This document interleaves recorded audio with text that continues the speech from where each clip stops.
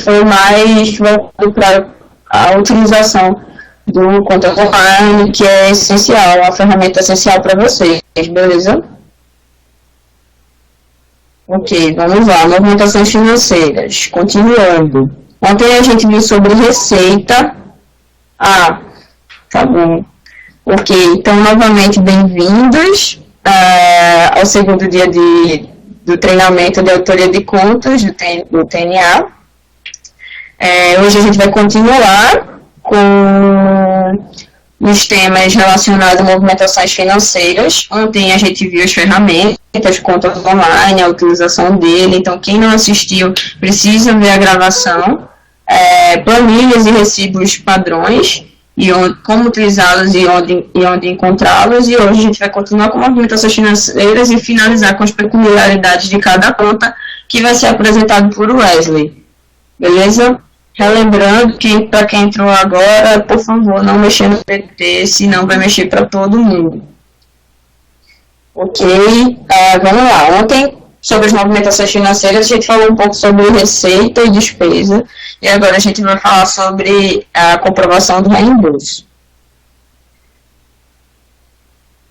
Isso, quem quiser, do slide, o PPT por completo, para mexer, para cima e para baixo, clica nesse link aí, para não mexer aqui no PPT de todos. Boa noite, Jonathan. Beleza.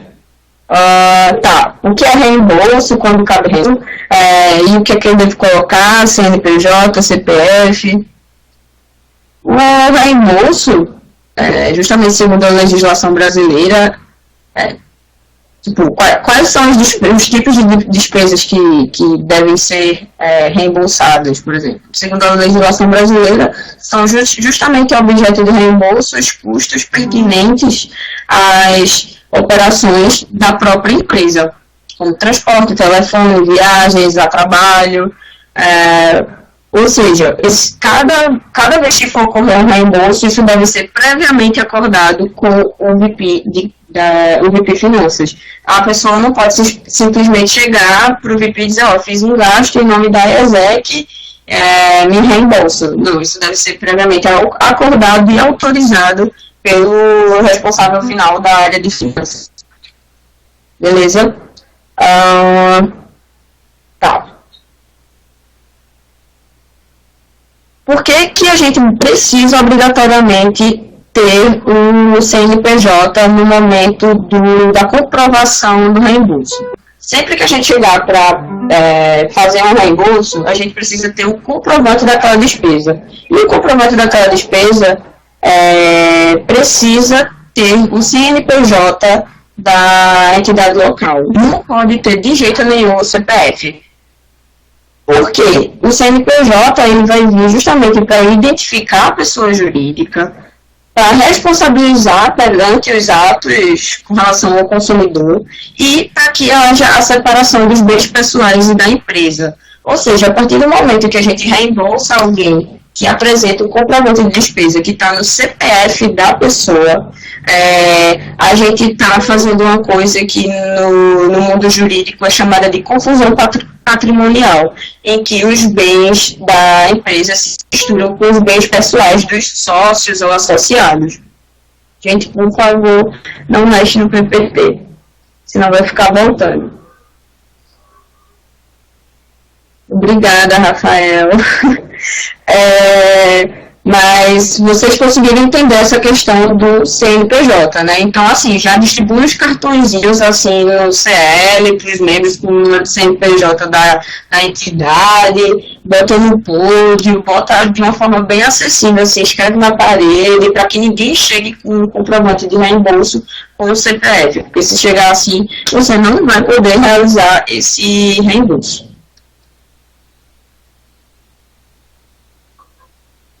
Então, o que é que precisa para o reembolso ser feito? O próprio recibo, né, de reembolso, que você vai ter nos modelinhos também do TNA, e que vai preencher,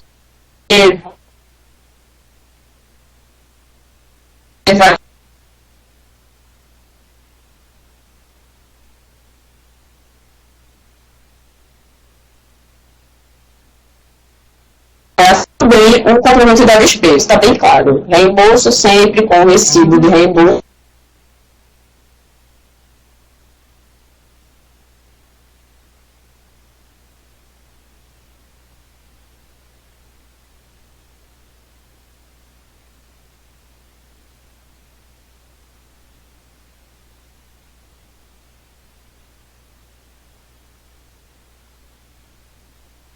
Oi, estão me ouvindo? Tá, acho que caiu a conexão da internet da Laura, aí eu vou continuar e quando ela voltar ela continua, tá bom? Tá, é o Wesley, Caio. Oi, é o Wes,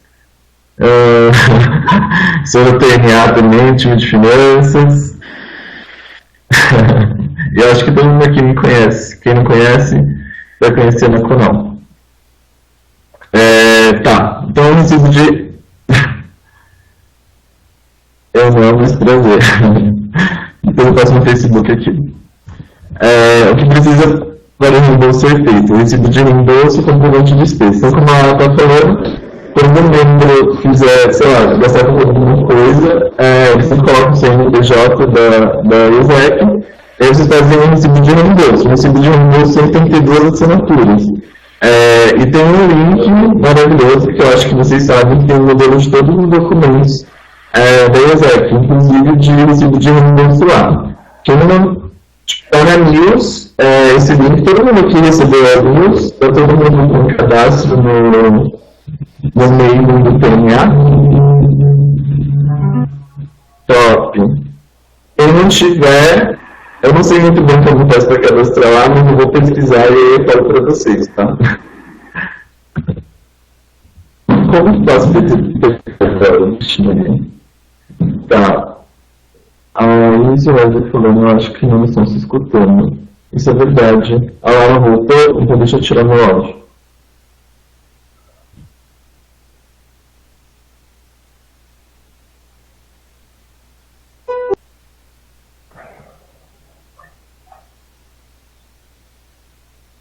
Estão ouvindo agora? Droga, caiu. Tá, vocês vão até que parte?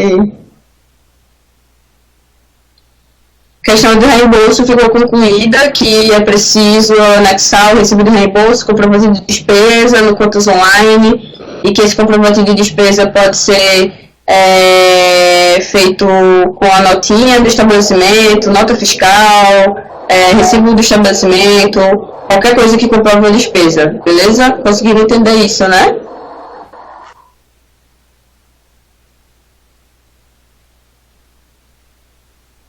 Tá, gente, não deixa o PPT. Por favor. Tá, vamos entrar nos casos particulares agora. Que até referente às últimas alterações mais recentes aí do segundo semestre nas súmulas, que é justamente passagem de avião, de ônibus, que até perguntaram ontem, eu disse que ia continuar hoje sobre isso, bolsa auxílio e extrato mensal, disseram. Tá, atenção com relação a passagens de ônibus. Passagens de ônibus que não foram compradas pelo CL, isso é um texto das súmulas, certo? Casos que são necessários reembolsos, ou seja, é um tipo especial de reembolso. Vai existir duas possibilidades de comprovação desse gasto. Por quê? O que é que acontece? A passagem vai vir em nome do usuário, do passageiro, do usuário, do cliente daquela empresa de ônibus ou de avião, beleza? Então, o que vai ser preciso? Apresentar o recibo, né, da empresa, ou seja, o bilhete aéreo, normalmente vem aquele ticket com passagem de avião, ou então vem, quando é de passagem de ônibus, vem aquele recibozinho que tem o número da poltrona e tal. Então, sempre pedir, quando for um cheque que for comprar a passagem dele, ou o LCP comprar a passagem dele, para ele prestar atenção na hora de preencher, do preenchimento desse recibo de ônibus, que às vezes tem empresa que não coloca o CPF da pessoa, e é preciso individualizar o passageiro, certo? Então vai ter que estar lá descrito o passageiro, o usuário daquele serviço. Se for uma companhia aérea do aeroporto, pega o recibo emitido no guichê também. Só que sempre, aqui na letra C, conforme diz a letra C aí do item das súmulas, vai ser preciso a declaração. A declaração do passageiro contendo todos os dados acima e a razão para tal, por exemplo, cheque, conferência local, visita operacional, passagem de hospício para conferência. E esse modelo de declaração está também no material da gente no site. Então, é só conferir lá, que vai estar lá dizendo que a pessoa atesta que mesmo que aquele comprovante esteja em nome pessoal, foi utilizado para a organização. Beleza? Todo mundo entendendo até aqui?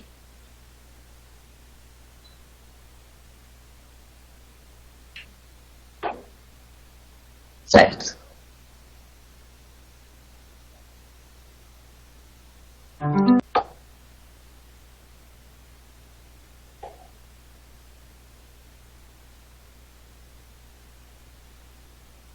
Eu vou entrar nisso já. Porque, assim, tem algumas entidades que utilizam empresas, assim, tipo CA, e aí já compram uma passagem diretamente com eles. Aí já vai vir no CNPJ, o recibo já vai estar, a nota já vai estar em nome da ESEC, o CNPJ da ESEC. Lembrando que é sempre importante que esteja o CNPJ da ESEC, porque o nome é um nome fantasia, não vai individualizar aquela empresa, aspas. É preciso que conste sempre o CNPJ. Então, a gente vai aceitar aquilo desde que nesse recibo especifique, ou então você coloca outro anexo que especifique o passageiro, certo? Porque é sempre preciso colocar o ticket ou alguma coisa do tipo, para que a gente saiba a que foi destinada essa passagem. Mas, segundo esse item 10.2, as passagens que foram compradas pelo CL, que é justamente essa tua pergunta, mas que não saem com o nome ou CNPJ da ESEC, deve obrigatoriamente conter os documentos que são o bilhete aéreo ou da passagem de ônibus e a declaração. No item 10.3, passagens compradas por empresas que não sejam a companhia aérea, devem obrigatoriamente conter os seguintes documentos, que é a apresentação do recibo nota fiscal e o bilhete aéreo de ônibus que se referia à compra. Ou seja, que foi justamente a sua pergunta específica que está nesse ponto 10.3. Basta apresentar a nota fiscal, o recibo e o bilhete aéreo ou de ônibus. Tranquilo?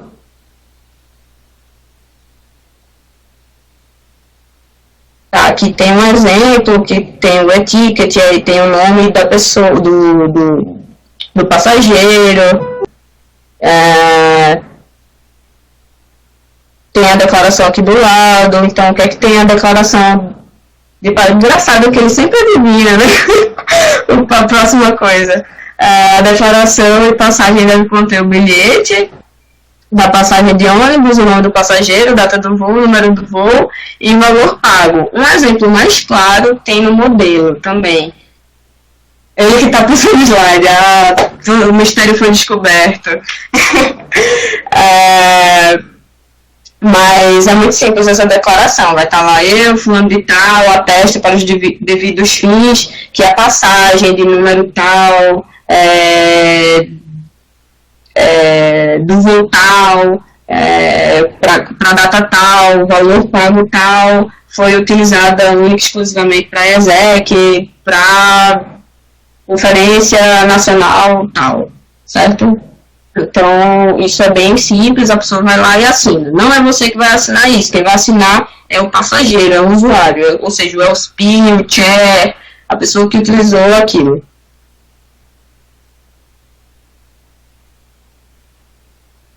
Ficou claro com relação à passagem, né? Então eu posso comprar passagem agora, por exemplo, do plano que acontece em fevereiro? Pode.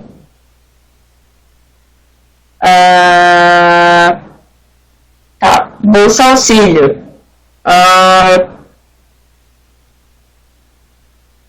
Existem duas opções. Ou o recibo de despesa para o trainee, é aquele momento que você pode utilizar livremente o recibo de despesa da ESEC, em vez de ficar usando por aí com outras coisas, ou qualquer despesa que você tem em estabelecimentos, porque cada estabelecimento que haja com profissionalismo deve ter o seu recibo, sua nota fiscal. Então, o recibo de despesa da ESEC deve ser usado excepcionalmente ou nesses casos específicos de despesa para o trainee, certo? Então, quando for pagar a Bolsa Auxílio, aí pede para o trainee assinar como favorecido esse recibo. Uma segunda opção é fazer a transferência, ou seja, aquele DocTed do banco, se o trainee tiver uma conta bancária, e aí anexa junto à planilha de operações que tem o nome do trainee, com a EPID e o ATNID, que é justamente para que haja a associação do comprovante de transferência bancário com a existência desse trainee mesmo realizando, beleza? Bolsa Auxílio, Rafael, é como se fosse o salário, aspas, que é pago ao trainee que está realizando o intercâmbio aqui.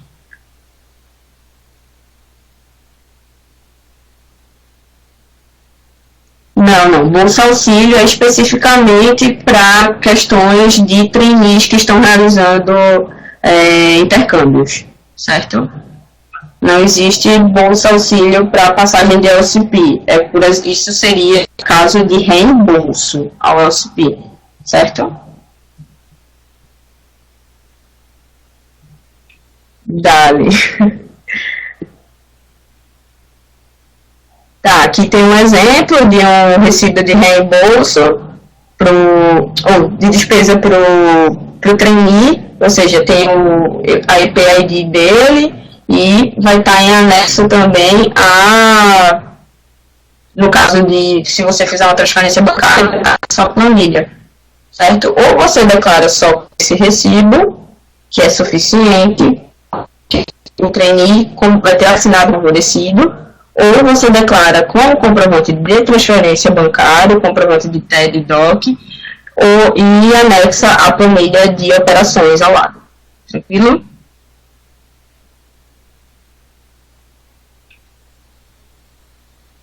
Esse caso aqui é justamente para o lançamento de extrato de CL.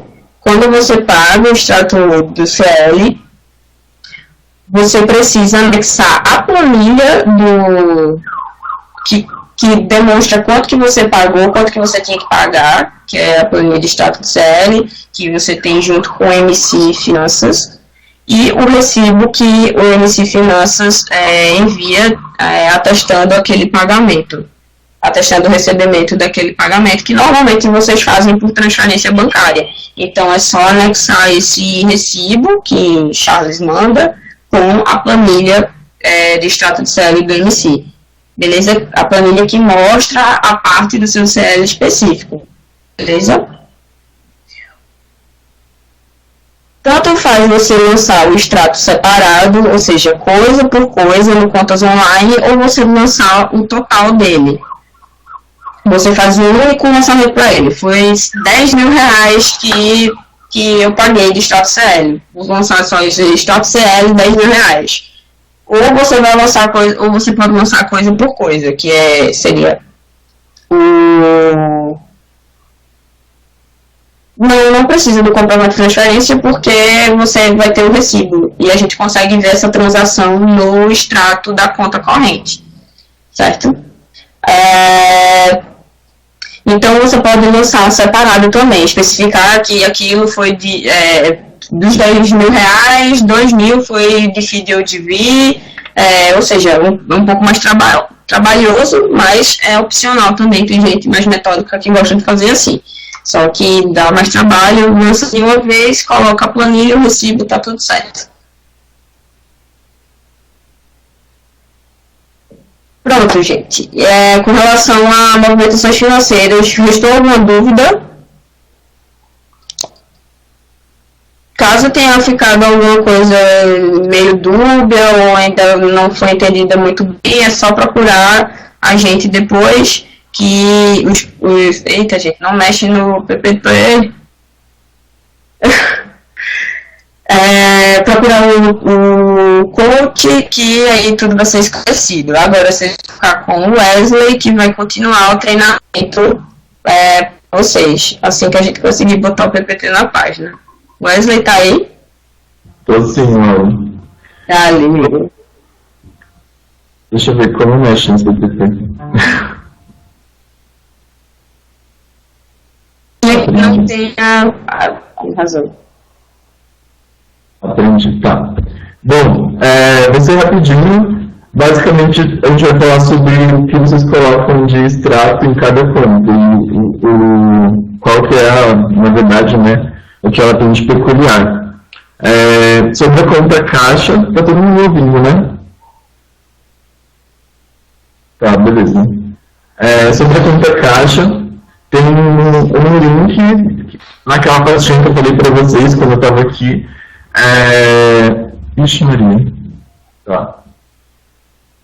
Tem um link que tem um modelinho de declaração do que vocês têm que colocar na conta caixa. É muito importante que vocês, todo mês, gravem isso para a gestão de vocês, coloquem isso, sei lá, na cabeceira de cama de vocês. Todo final do mês, vocês conferem o dinheiro da conta caixa. Nunca coloca lá, tipo, no contas online tal valor, vou declarar isso. Quando acontece isso e o DNA descobre, tipo, quando há valores errados, esses casos são expostos para o CSN, tipo, tem uma BO por causa disso. Então, todo mês, na declaração, basicamente, que ela fala que você atesta que você conferiu aquele montante. Então, é muito simples. Todo final do mês, vocês jogam o GOSP, conferem dinheiro e assinam a conta caixa. Todo mundo entendeu?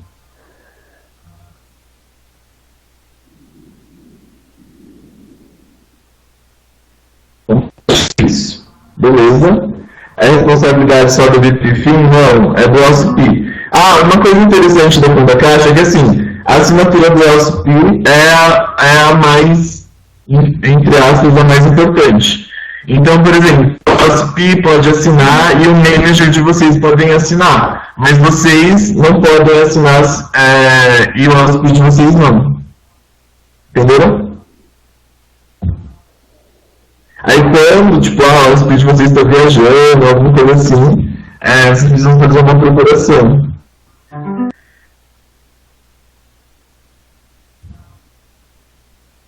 Aí ontem a gente obrigatoriamente tem que ter o GOSP. É isso. Isso mesmo, Caio. Arroba. A conta caixa pode ser negativa, não. Ontem no chat a gente até comentou sobre isso. Não existe dinheiro físico negativo, né? Então na conta caixa, que é o registro da movimentação financeira de vocês, ela também não é diferente, ela não pode ser negativa. Então, nunca coloquem, tem muita gente que acaba reprovando na conta caixa porque tem muitas, tipo, se distraiu e lançou mais despesa do que receita em um determinado período, ou seja, não está coerente com o que deveria ter sido lançado lá no Pontos Online. Em relação ao estorno, também foi falado ontem que não precisa de anexar nada. Então, é só isso em relação ao estorno da conta corrente. Vocês sempre vão colocar o extrato do dia 1, do primeiro dia do mês até o último dia do mês. Uma outra coisa da conta caixas, que eu lembrei agora. Gente, é muito simples conferir o último dia do mês no calendário. Tipo, vocês olham lá, tipo, não, é besteira isso, mas tem gente que acaba errando por causa, tipo, se distraiu e aí coloca dia a mais no mês que não tem, enfim.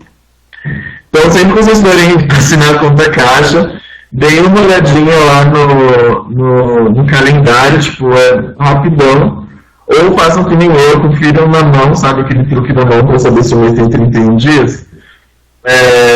Eu vi fazendo isso, enfim, uma bobeira que vocês não podem reprovar por causa disso. Acho que eu não esqueci mais nada da conta caixa. Se eu esqueci, depois alguém me lembra. Conta corrente, a gente já falou ontem, mas é isso, não precisa anexar nada em taxas, tarifas, estornos e afins. O extrato sempre do primeiro ao último dia do mês.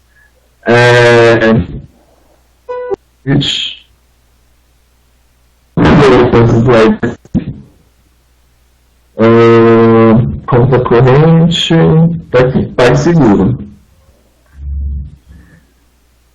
PagSeguro não é necessário anexar que nem na conta corrente.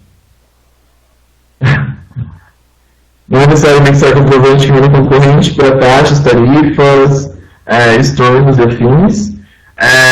Sem que nem na conta corrente. Assim, gente, para todas as contas, com exceção da conta caixa que vocês fazem à mão, o extrato tem que contemplar o mês inteiro.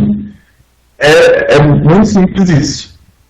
E em relação ao PagSeguro, vocês vão colocar só o valor disponível, porque lá no extrato do PagSeguro, está no PPT aqui, ele tem lá disponível, receber, etc. Vocês só vão lançar o que tiver disponível, beleza? E aqui está até um modelinho do que a gente quer de extrato de vocês. Em relação ao PayPal, são as mesmas regras de taxa e tem que contemplar o mês inteiro. E vocês também só lançam o que receberam, porque que nem no PagSeguro tem coisas lá bloqueadas, tipo outros saldos, e a gente não quer saber deles, a gente só quer saber o que vocês receberam. Tem um modelinho aqui embaixo também do PayPal, que vocês têm que colocar todas as moedas no extrato do PayPal. Então, tem gente que acaba reprovando por causa disso também, que é uma bobeira, mas como o PayPal trabalha não só com a moeda do real, é muito importante que vocês coloquem todas as moedas para a gente saber o que vocês estão lançando. Aí, quando vocês forem receber, por exemplo, convertir para real o dinheiro dos dólares dos treinos lá. Esse dinheiro que vocês converterem em real, vocês vão transferir o dinheiro em real para a conta corrente. Só que no PayPal, vocês vão lançar em dólar os valores de vocês. Já respondo você, Fabiano, deixa eu só terminar o pensamento. Vocês vão lançar em dólar. Por exemplo, está lá, $50 na conta do PayPal. Quando vocês forem lançar para a conta corrente, ele vai estar em real. Então vocês vão ter que colocar essa diferença entre o dólar e real como uma taxa de conversão. Aí vocês convertem o dinheiro, fazem a transferência para a conta bancária ficar correta e a conta do PayPal também. Deu para entender em relação a essa taxa de conversão que vocês precisam lançar para os CRs que têm conta do PayPal? Tá, agora em relação à dúvida da Fabiana. O pagamento do EP, o EP pode pagar em um mês, mas só cair o pagamento no mês seguinte como disponível. Aí no disponível não aparece o valor das taxas pagas, só o valor líquido. Nesse caso, precisa anexar tanto o disponível do mês em questão quanto o anterior para anunciar as taxas? Não. A gente vai conferir o saldo, basicamente o saldo disponível lá da conta do PagSeguro, que eu acredito que foi essa a pergunta, né, Fabiana? E a gente vai ter acesso ao extrato do mês anterior. Então, vocês só precisam anexar o mês corrente, e se a taxa caiu no mês corrente, vocês lançam ela normal e não tem problema. Respondeu a sua pergunta? Tá bom. Deixa eu fazer uma dúvida. Em relação à máquina de cartão de crédito, a regra de todas as contas, em relação a taxas, tarifas, estornos, e também tem que contemplar o mês inteiro. uma coisa muito peculiar da máquina de cartão é que, assim, vocês têm duas opções de lançamento. Ou vocês lançam, por exemplo, o trem, sei lá, o Wesley foi lá e comprou um carro hoje. Não, carro não, vou comprar um notebook. Aí eu comprei um notebook, parcelei ele em 12 vezes lá no cartão. E aí eu tenho a opção, ou eu vou colocar um recibo hoje, então eu vou fazer hoje um recibo com o valor, sei lá, de R$1.200, e aí eu vou lançar no Contas Online. Durante todos os 12 meses que cair esse dinheiro, eu vou colocar o recibo de hoje, tipo, falando que teve 12 parcelas, e que a compra foi feita hoje. Então eu vou colocar o valor cheio no recibo. A segunda opção que vocês têm é colocar o valor da parcela. Então vocês vão colocar a data, por exemplo, no mês de fevereiro caiu R$100. Aí vocês colocam R$100 e a data de fevereiro. Em março, mais R$100 a data de fevereiro.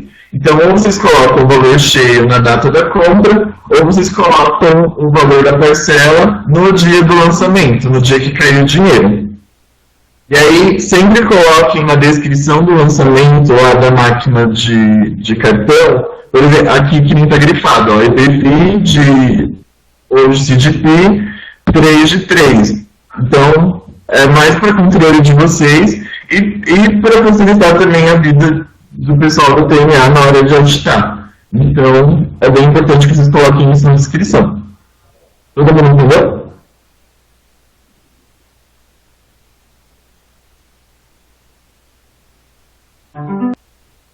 Beleza. Tá. E aí, por último, fundo fluxo de caixa. Basicamente as mesmas regras. A única coisa que difere aqui é que, assim, ela tem que estar coerente com a conta corrente, então vocês têm que dar uma conferidinha em relação a isso. E vocês podem colocar tanto o valor bruto quanto o valor líquido. E todo mês vocês vão lançar rendimento, o imposto e a taxa, se houver, né? Mas normalmente para aplicação não tem taxa, então é só lançar rendimento e imposto.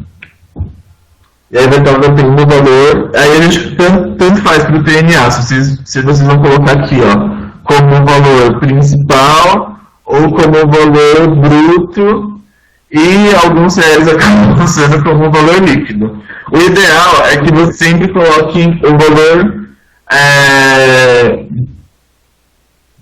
líquido, porque ele vai estar prevendo, é meio como se fosse uma previsão do quanto vocês vão receber de fato. Porque, por exemplo, o que acontece com a fundo... não é fundo fluxo de caixa, é investimento que acontece isso.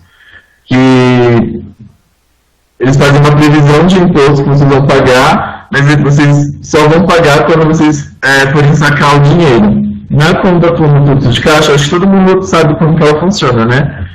Para o seu dinheiro não ficar parado lá na conta corrente, sim, é um investimento. Para o seu dinheiro não ficar parado na conta corrente, é criada uma conta fundo fluxo de caixa para que o banco retire da sua conta, tipo, entre aspas, retire da sua disponibilidade lá da conta corrente o valor que vocês têm parado para que ele fique rendendo um percentualzinho. Rende muito pouco, é uma conta que é bastante problemática, de maneira geral, assim, em relação a algumas confusões que a maioria dos nossos coaches tem, para entender mesmo a conta fundo fluxo de caixa, porque todo dia fica saindo e entrando dinheiro da conta corrente de vocês, e vocês acabam não tendo, de fato, controle sobre isso. Mas é um rendimentozinho que vale a pena ter para alguns escritórios. E não está tanto investimento aqui, eu não mostrei, mas o tanto investimento é isso que eu falei. É sempre importante vocês lançarem lá o quanto tem investido, o rendimento. Tem alguns CLs que lançam a previsão de imposto, tem alguns CLs que não lançam. A gente aceita das duas maneiras, desde que isso esteja explícito no extrato. E o recomendado é que vocês lancem o imposto, porque realmente é uma previsão do que vocês têm a pagar, ou vocês vão ter a receber. Gente, eu estou falando, mas está tudo claro, né? Não tem dúvida, eu estou continuando. E aí, por último, a gente criou um material para relacionamento de extensão com extensor e sobre algumas peculiaridades que as extensões vivenciam. Eu vou mandar o link aqui. Acabei de mandar. Depois vocês dão uma olhadinha nesse material, mas basicamente ele está reforçando um pouco que a conta caixa é uma conta de difícil controle. Então a gente recomenda fortemente que, se vocês puderem não ter uma conta caixa e puder fazer o máximo de transações pela conta corrente, é o ideal. E se vocês, precisam ter a conta caixa, tem o menor valor possível nela. É uma conta, como eu falei, é muito difícil controlar, é uma conta que tem maiores riscos em relação a furto e outras coisas. Então, o ideal é que vocês tenham conta corrente e outras possibilidades para fazer na movimentação financeira. Uma dica que eu dou é, por exemplo,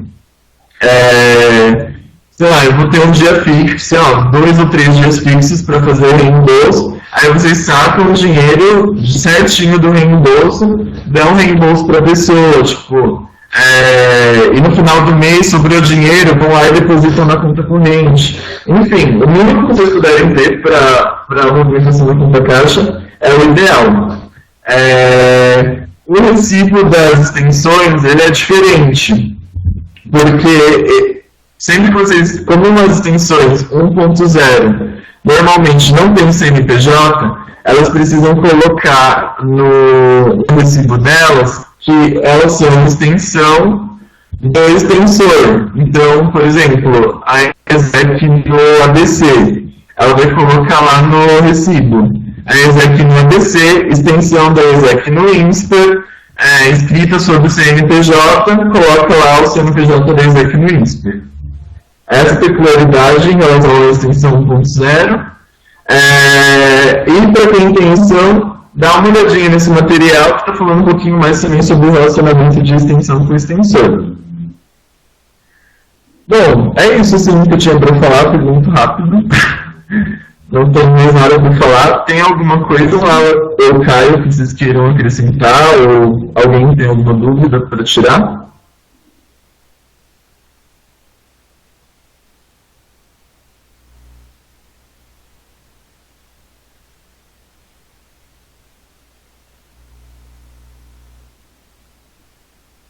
Então é isso, boa noite para vocês.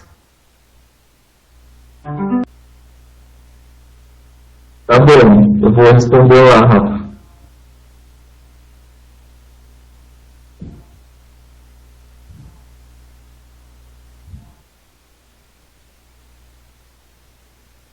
Vixe Maria, quando foi? Boa noite. Bolsa Auxílio. Na execução 2 não sai pagando Bolsa Auxílio. Não, a Bolsa Auxílio que a Lala falou é pelos EPs de EJP. Mas na ESEC no Brasil, nenhum AUSP ou diretor ganha a bolsa. Todos são voluntários.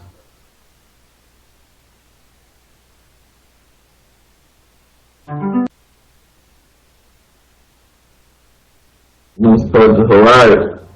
Então, no Estatuto do Regimento Interno da ESEC está falando que todos são voluntários, então não está previsto dentro das nossas normas. Mas,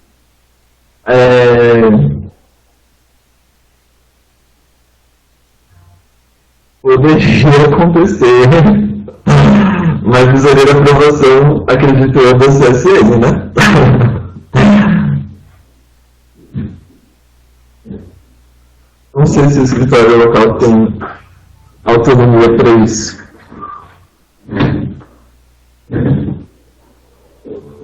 Já que os estatutos de regimento interno são padrão da ESEC no Brasil.